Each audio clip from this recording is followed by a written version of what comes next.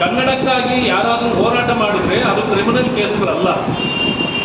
ಆದರೂ ಕೂಡ ನಾರಾಯಣಗೌಡರಂಥವ್ರನ್ನ ತೆಗೆದುಕೊಂಡೋಗಿ ನೀವು ಜೈಲಲ್ಲಿ ಇಟ್ಟರೆ ಅವರೇನು ಕ್ರಿಮಿನಲ್ ಆಕ್ಟ್ ಅಲ್ಲ ಮಾಡಿದ್ದು, ಹೋರಾಟ ಮಾಡ್ತಕ್ಕಂಥದ್ದು ಅವರ ಹಕ್ಕು. ಅನೇಕ ಕನ್ನಡ ಸಂಘಟನೆಗಳನ್ನು ಇದೇ ರೀತಿ ಹೋರಾಟ ಮಾಡಿದವ್ರನ್ನ ನೀವು ಕ್ರಿಮಿನಲ್ ಕೇಸ್ಗಳನ್ನಾಗಿ ಪರಿವರ್ತನೆ ಮಾಡಿ ಅವ್ರ ಮೇಲೆ ಹಾಕಿದ್ರಿ. ಅದು ಕ್ರಿಮಿನಲ್ ಕೇಸ್ ಆಗೋದಿಲ್ಲ, ಅದರಿಂದಾಗಿ ನೀವು ವಾಪಸ್ ತಗೋಬಹುದು. ಆದರೆ ಈ ರೀತಿ ಠಾಣೆಗಳಿಗೆ ಬೆಂಕಿ ಹಚ್ಚೋದು, ಪೊಲೀಸ್ ಇಲಾಖೆಯ ವಾಹನಗಳಿಗೆ ಬೆಂಕಿ ಹಚ್ಚೋದು, ಕಲ್ಲು ತೂರಾಟ ಮಾಡಿದ್ದು, ಪೊಲೀಸರ ಮೇಲೆ ಅಟ್ಯಾಕ್ ಮಾಡಿದ್ದು, ಇವು ಕ್ರಿಮಿನಲ್ ಕೇಸ್ಗಳು. ಇದನ್ನು ಅದು ಬೀದರ್ದೇ ಆಗಿರ್ಬೋದು, ಬೆಂಗಳೂರದೇ ಆಗಿರ್ಬೋದು, ಯಾವುದೇ ಆಗಿರ್ಬೋದು, ಇವುಗಳನ್ನು ತೆಗೆದುಕೊಂಡಿರ್ತಕ್ಕಂಥದ್ದು ಇದು ಒಂದು ರೀತಿಯ ಓಲೈಕೆ ರಾಜಕಾರಣ. ಈ ಕೆಲಸವನ್ನು ಈ ಸರ್ಕಾರ ಮಾಡಬಾರ್ದಾಗಿತ್ತು. ನಾವು ಎಷ್ಟೇ ಹೇಳಿದ್ರು ಪದೇ ಪದೇ ತಪ್ಪುಗಳನ್ನೇ ಮಾಡ್ತಾ ಇರ್ತಕ್ಕಂಥ ಈ ಸರ್ಕಾರಕ್ಕೆ ಜನ ಉತ್ತರ ಕೊಡಬೇಕಾಗಿದೆ.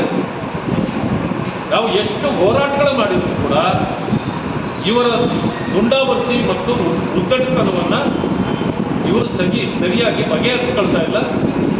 ಇದು ಕಾನೂನು ಬಾಹಿರವಾದ ಕೃತ್ಯ. ಇದು ಸರ್ಕಾರವೇ ಮಾಡ್ತಾ ಇರ್ತಕ್ಕಂಥ ಅಪರಾಧ. ಯಾಕೆಂತಂದರೆ ಯಾರೋ ಒಬ್ಬ ವ್ಯಕ್ತಿ ಅಪರಾಧ ಮಾಡಿದಾಗ ಅದನ್ನು ಶಿಕ್ಷಿಸಬಹುದು, ಸರ್ಕಾರವೇ ತಪ್ಪು ಮಾಡಿದಾಗ ಯಾರನ್ನು ಶಿಕ್ಷಿಸೋದು?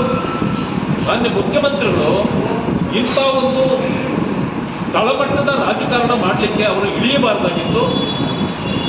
ಭವಿಷ್ಯ ಅವರ ರಾಜಕೀಯದ ಅಂತ್ಯದ ದಿನಗಳಲ್ಲಿ ಕೆಟ್ಟ ಸಂಪ್ರದಾಯಗಳಿಗೆ ಇವರು ನಾಂದಿ ಆಗ್ತಕ್ಕಂಥ ಕೆಲಸವನ್ನು ಮಾಡಿಸ್ತಾರೆ.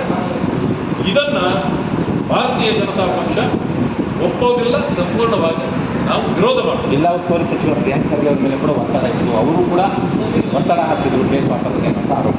ಬಹಳ ಬಾರಿ ಅವರು ಆಗ್ತಾ ಇರ್ತಾರೆ. ಅವರ ಕ್ಷೇತ್ರಗಳಲ್ಲೂ ಕೂಡ ಅನೇಕ ಕೇಸ್ಗಳನ್ನು ವಾಪಸ್ ತೆಗೆದುಕೊಂಡಿರ್ತಕ್ಕಂಥ ನಿದರ್ಶನಗಳು ಈಗಲೂ ಕೂಡ ಇದೆ.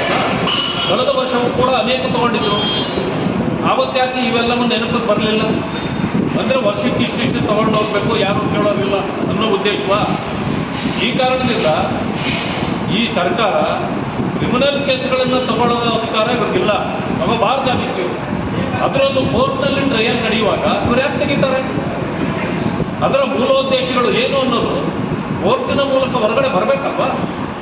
ಬರದೆ ತೀರ್ಪು ನೀವೇ ಕೊಡ್ತೀರಾ ಅಂದಮೇಲೆ ಮುಖ್ಯಮಂತ್ರಿಗಳೇ ಜಡ್ಜ ಆಗಿದ್ಮೇಲೆ ಕೋರ್ಟ್ಗಳಿಗೆ ಏನು ಕೆಲಸ ಇದೆ? ಅವ್ರ ಕೆಲಸವನ್ನು ನೀವೇ ಮಾಡೋದಾದರೆ ಕೋರ್ಟ್ಗಳಿಗೆ ಸ್ವತಂತ್ರ ಇಲ್ಲ ಅಂತ ಆಯ್ತು. ಅಲ್ಲಿಗೆ ಈ ಸರ್ಕಾರದ ಈ ದುಂಡಾವರ್ತಿ ನಡೆಯನ್ನು ತಕ್ಷಣ ಅವರು ಕೈ ಬಿಡಬೇಕು. ಈ ಕೇಸ್ಗಳನ್ನು ಯಾವುದೇ ಕಾರಣಕ್ಕೂ ವಾಪಸ್ ತೆಗೆದುಕೊಳ್ಬಾರ್ದು ಅಂಥೇಳಿ ನಾನು ಮನವಿ ಮಾಡ್ತೇನೆ. ಒಂದು ಸಮಯ ಇದು ಮಾಡಿದಾಗ ನಾವು ಹೋರಾಟವೂ ಮಾಡ್ತೇವೆ. ಮುಂದಿನ ದಿನಗಳಲ್ಲಿ ಈ ಕೇಸ್ಗಳನ್ನು ನಮ್ಮ ಸರ್ಕಾರ ಬಂದ ಮೇಲೆ ಇವುಗಳನ್ನು ಮತ್ತೆ ಎತ್ಕೊಳ್ಬೇಕಾಗತ್ತೆ ಅಂತಕ್ಕಂಥ ಎಚ್ಚರಿಕೆಯನ್ನು ಅವರಿಗೆ ಕೊಡಲಿಕ್ಕೆ ಬಯಸ್ತೇನೆ.